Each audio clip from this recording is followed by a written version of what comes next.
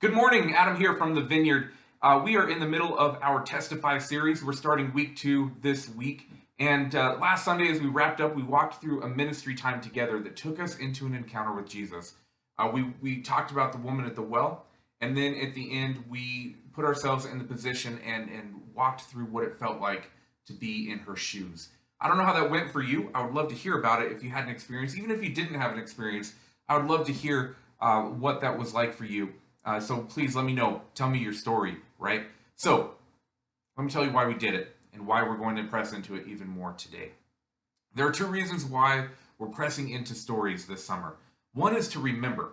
What good is the past if it isn't a remembered past? It just becomes some crap we went through, right? Now, when we talk about a remembered past, what do we remember? First, we remember what relationship with Jesus means, but also we remember what it costs. We remember where we were and who we were before Jesus. We remember why a relationship with Jesus was appealing. We remember the need, and we remember the draw. We also remember the people that helped us walk through that experience. Now, how they did it usually involved them telling a story. The next reason our story is important is exactly that. We become relatable to people. We become a living example of freedom. There's a danger here, though, the danger of our story becoming static.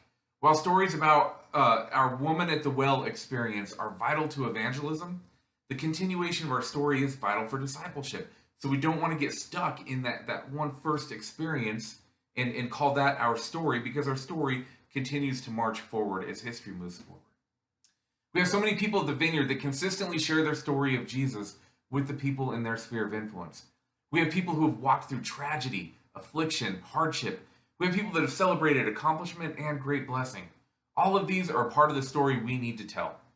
We tell these stories to give glory to what God has done, but also back to being relatable and the commonality of experience. We need to help people through the terrain we've been through, but we also need to look for the guides through the terrain in front of us. We do this by knowing our story, making our story known. And in that knownness, we know the story of others, and we know where those guides might be. I want you to spend some time remembering this week. Now, I realize that some of you do this often and you do it well. And for you, I want you to press into this to see if the Holy Spirit brings something new or highlights a specific point in time. Then, after that, ask God why He did that and what's the application, because there's always an application. Remembering is the first step to telling our story. So, over the next couple of days, spend some time reflecting and praying over these questions. I would encourage you even to, if you don't journal, maybe try to start journaling. Write these questions out, pray about them, think about them, spend some time with God asking these questions and write out what you hear. The first question is this: what was life like before Jesus? What did you feel?